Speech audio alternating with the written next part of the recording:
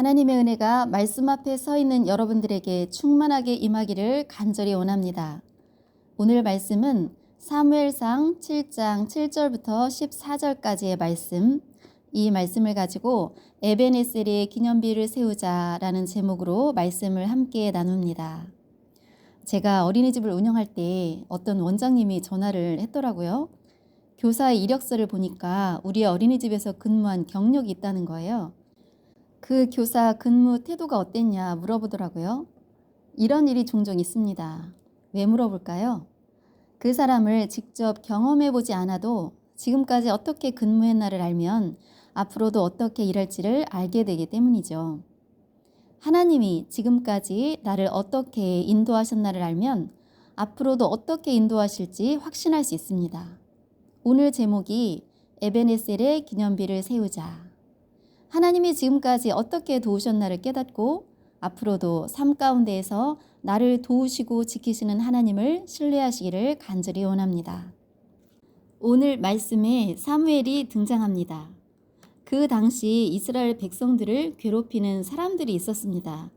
바로 블레셋인데요. 이 블레셋 사람들이 수시로 이스라엘 사람들을 괴롭게 하는 거예요. 농사를 열심히 지어서 곡식을 마련해 놓으면 그것을 빼앗아가고 또 땅도 빼앗아갔습니다. 이스라엘 백성들은 힘이 없으니까 그냥 당하고만 있었던 거예요. 그때 사무엘이 이런 말을 합니다. 너희가 블레셋의 손에서 벗어나려면 하나님을 잘 섬겨야 한다.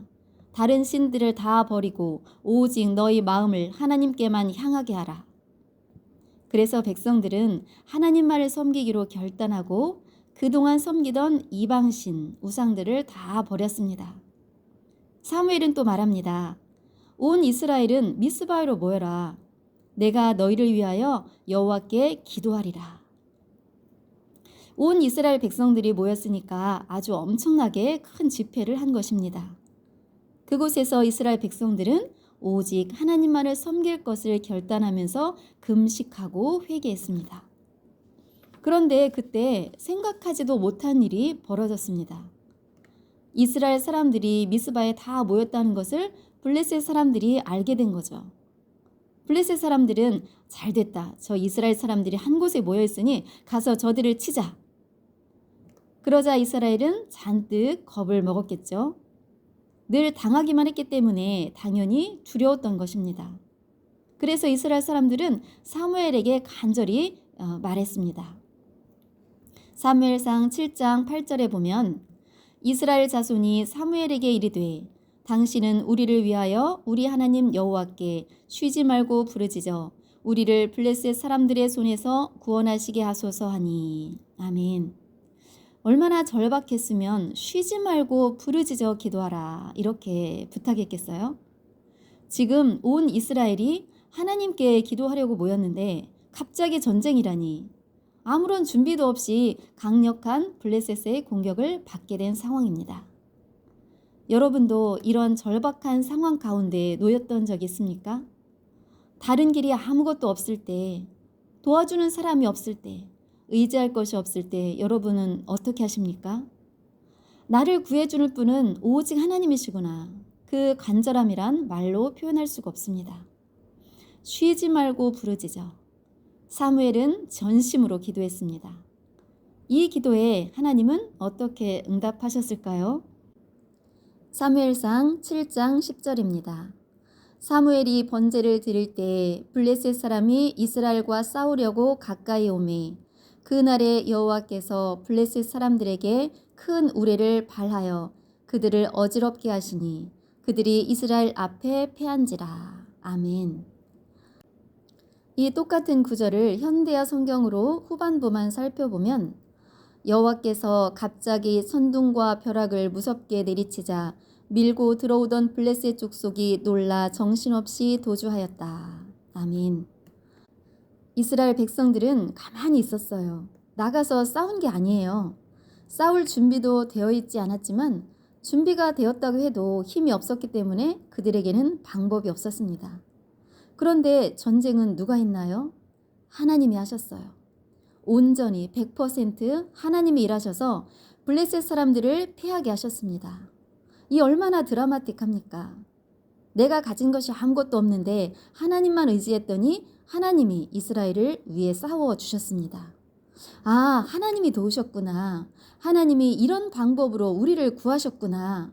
천둥과 벼락으로 저 원수 같은 블레셋 사람들이 놀라 도망가게 하셨구나. 하나님이 도우셨다는 것이 너무나도 명백하잖아요. 그들의 눈앞에서 지금 블레셋이 정신없이 도망가고 있었습니다. 이스라엘 사람들은 그냥 가만히 있고 여호와의 손이 일하셨습니다. 그들이 기도는 했지만 하나님이 천둥과 번개로 물리치실 줄은 정말 상상도 못했잖아요.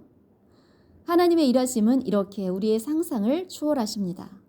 너무 감격하고 감사해서 사무엘은 돌을 하나 세웁니다. 여호와께서 여기까지 우리를 도우셨다. 그 돌 이름이 에베네셀, 즉 도움의 돌입니다. 하나님이 우리를 도우셨음을 결코 잊지 않겠다는 거죠. 우리 사람은 잘 잊어버립니다. 하나님이 그때 나를 도우셨지. 그러다가도 금방 우리가 감사를 잊어버려요. 하나님이 여러분을 지금까지 도우셨다는 것을 믿습니까? 하나님의 도우심을 기억하며 감사하는 기념비가 우리 가운데에도 있어야 할 줄 믿습니다. 지금 여러분의 마음에 감사의 기념비를 세우십시오. 하나님이 여기까지 도우셨구나. 하나님이 나를 인도하셨구나. 이것을 잊지 않고 감사하는 것이 에베네셀의 신앙인 줄 믿습니다. 사무엘은 돌을 세우고 영원히 기억하고 싶었던 거예요. 돌은 쉽게 없어지는 게 아니잖아요. 하나님의 도우심을 우리 평생 잊지 말자. 자손들에게도 알려줘서 그들도 기억하게 하자. 성도 여러분, 하나님이 지금까지 인도에 오셨다는 것이 믿어지면 또 어떤 것이 믿어지는 줄 아세요?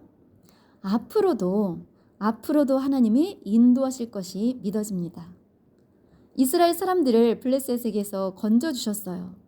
그런데 이것으로 끝난 게 아니라 앞으로도 계속 건져주실 것을 믿는 것이 바로 에베네셀의 신앙입니다. 사무엘이 도움의 돌, 즉 에베네셀 그 돌을 세운 후에 하나님이 어떻게 일하셨는지 보겠습니다. 사무엘상 7장 13절. 이에 블레셋 사람들이 굴복하여 다시는 이스라엘 지역 안에 들어오지 못하였으며 여호와의 손이 사무엘이 사는 날 동안에 블레셋 사람을 막으심이. 아멘. 다시는 이스라엘 지역 안에 못 들어오게 지켜주셨습니다. 사무엘이 사는 날 동안에 블레셋 사람들을 막아주셨어요. 이스라엘 사람들이 군사력이 증강해서가 아니라 하나님이 지켜주셨습니다. 여호와의 손이 지켜주신 줄 믿습니다. 아, 지금까지 인도하신 걸 보니 앞으로도 인도하실 거야. 이 믿음, 이런 에베네셀의 신앙이 여러분들에게 있기를 간절히 축원합니다. 구약성경 시편에 보면 다윗의 시를 통해서도 에베네셀의 신앙을 알 수 있습니다. 시편 23편 1절부터 6절까지의 말씀을 읽어드리겠습니다. 여호와는 나의 목자시니 내게 부족함이 없으리로다. 그가 나를 푸른 풀밭에 누이시며 쉴 만한 물가로 인도하시는도다. 내 영혼을 소생시키시고 자기 이름을 위하여 의의 길로 인도하시는도다. 내가 사망의 음침한 골짜기로 다닐지라도 해를 두려워하지 않을 것은 주께서 나와 함께 하심이라. 주의 지팡이와 막대기가 나를 안위하시나이다. 주께서 내 원수의 목전에서 내게 상을 차려주시고 기름을 내 머리에 부으셨으니 내 잔이 넘치나이다. 내 평생에 선하심과 인자하심이 반드시 나를 따르리니 내가 여호와의 집에 영원히 살리로다. 아멘. 양에게 있어서 목자가 정말 중요합니다. 다윗은 양 치는 일을 하면서 양과 목자의 관계를 너무나도 잘 알고 있었던 거예요. 양은 목자가 이끄는 대로만 가면 먹을 것이 해결되고 목마름이 해결되고 또 평안의 쉼을 얻을 수 있습니다. 양의 목숨을 노리는 맹수들로부터 보호를 받게 됩니다. 다윗이 자기가 살아온 삶을 쭉 돌아보니까 하나님이 목자가 되어주셨던 거예요. 양을 푸른 풀밭에 누이셨다는 것은 맛있는 꼴을 먹여주신다는 거잖아요. 또 목자는 양을 쉴 만한 물가로 인도합니다. 아무 데나 가서 쉬게 하는 것이 아니라 가장 안전하고 편안하게 쉴 수 있는 곳으로 인도합니다. 다윗에게 있어서는 하나님이 그런 목자셨어요. 다윗의 인생이 평탄하기만 해서 이 고백을 한 게 아닙니다. 다윗의 인생에 아주 많은 어려움이 있었는데요. 다윗은 장차 왕이 되리라 하고 기름 부음을 받은 사람이었지만 곧바로 왕이 된 게 아니라 왕이 되기까지 많은 환난의 날이 있었습니다. 당시 왕이었던 사울이 다윗을 견제했던 거죠. 사울 왕은 하나님이 자기의 왕권을 다윗에게 주실 것을 알고 두려움과 또 시기심으로 다윗을 죽이려고 했습니다. 다윗은 목숨의 위험을 받으면서 이리 도망가고 저리 도망가고 하루도 평안할 날이 없었던 거예요. 이러한 사망의 음침한 골짜기를 지날 때 두려워하지 않을 수 있었던 것은 하나님이 지켜주시고 인도하심을 확신했기 때문입니다.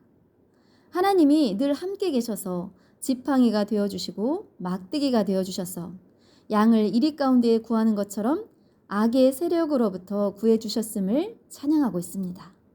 아, 하나님이 나를 지켜주셨지. 지금까지 내 목자가 되어주셔서 먹여주시고 쉼을 주셔서 또 새 힘을 얻게 하셨지. 나를 지팡이로 잘 인도해 주시고 또 막대기로 적에게서 건져주셨지. 이런 믿음이 다윗에게 있었습니다. 그래서 시편 23편 6절의 고백을 할 수 있었던 거죠.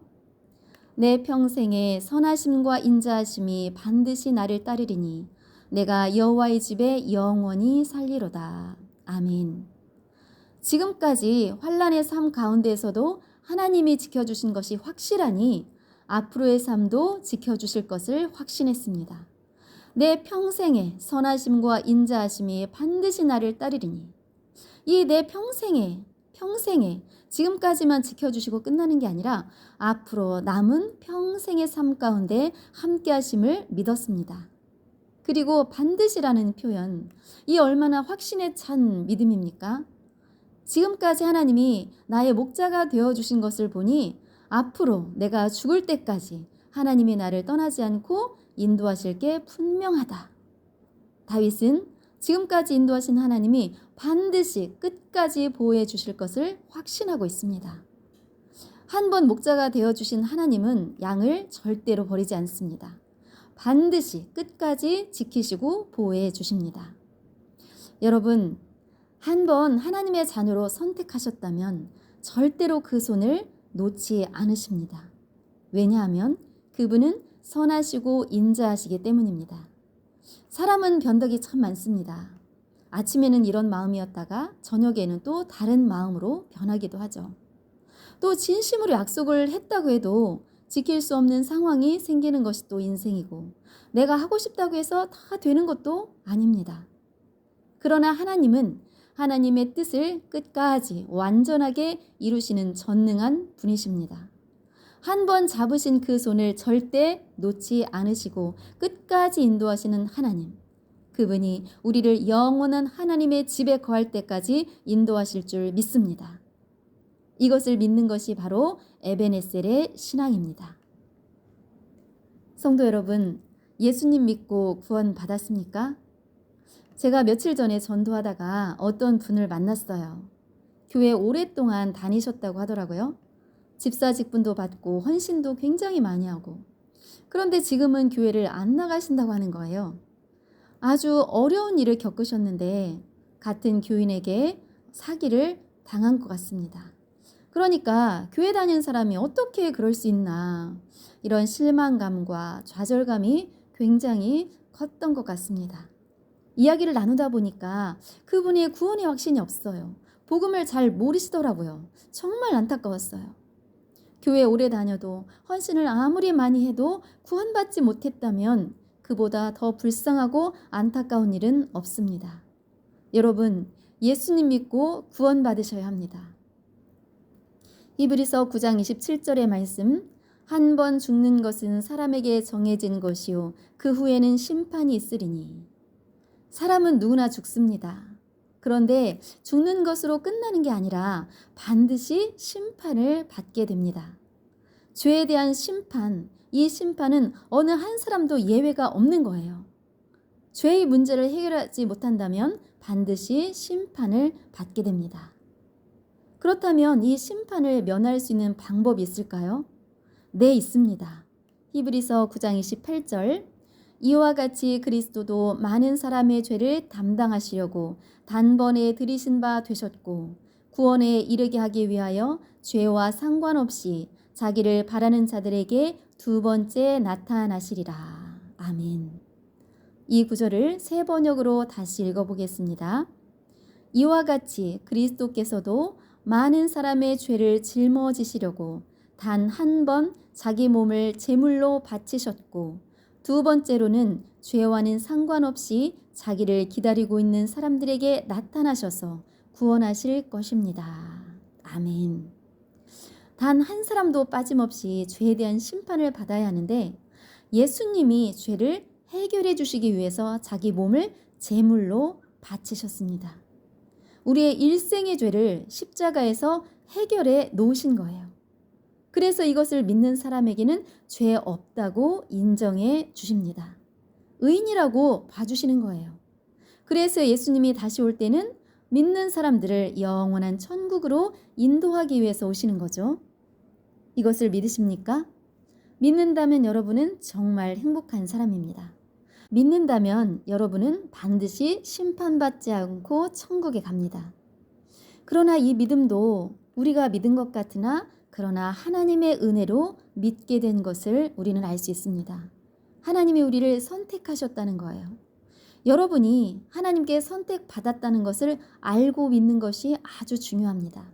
나를 선택하시고 나를 구원하셨구나. 이런 믿음이 있는 사람, 이런 믿음이 있는 사람은 천국에 갈 것이 확정된 사람이에요. 하나님이 나에게 구원의 확신을 주신 걸 보니 나는 반드시 천국 가겠구나. 여러분이 복음을 듣고 믿음이 있다면 반드시 일어날 일이 육체의 죽음을 맞이했을 때 영원한 천국에 가게 된다는 것입니다. 이 믿음이 있습니까? 지금 이 시간 여러분의 마음에 기념비를 세우십시오. 내가 하나님의 은혜로 구속의 은총을 받았구나. 이걸 보니 나는 반드시 영원한 천국에 간다. 이런 확신에 찬 믿음으로 살아가시기를 간절히 바랍니다. 하나님은 우리를 구원해 주시고 우리를 인도해 주십니다. 오늘 예배의 자리에 나올 수 있는 마음과 또 건강과 여러 가지 여건을 주심도 하나님의 은혜이고 돌보심입니다.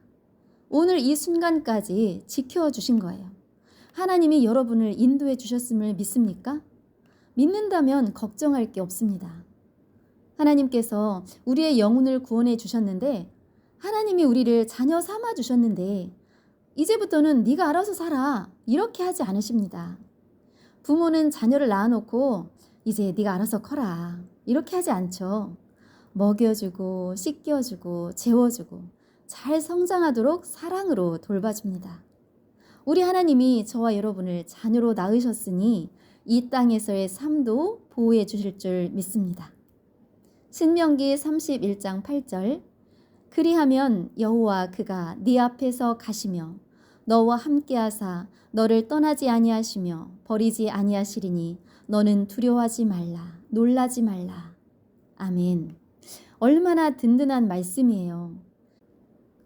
하나님이 나보다 앞서서 가시며 늘 함께 하시고 떠나지 않으시고 버리지 아니하시는 줄을 믿습니다. 그러니 너는 두려워하지 말라고 하시는 거예요.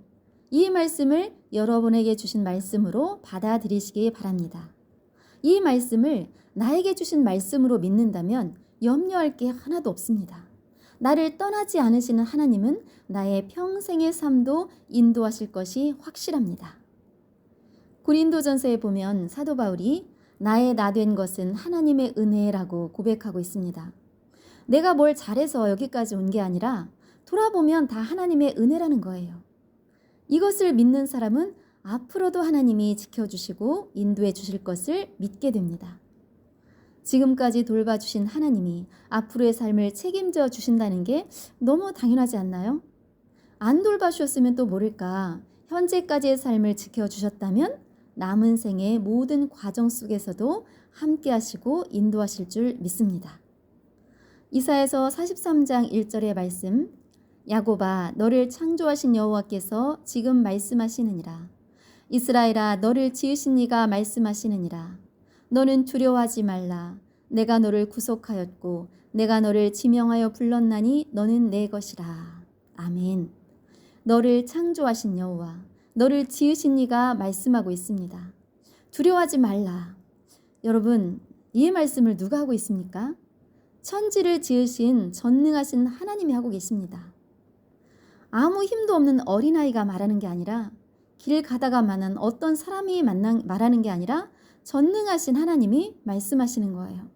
얼마나 신뢰가 됩니까? 두려워하지 말라. 내가 너를 구속했다. 예수 그리스도의 희생으로 죄에서 우리를 구속했다는 거예요.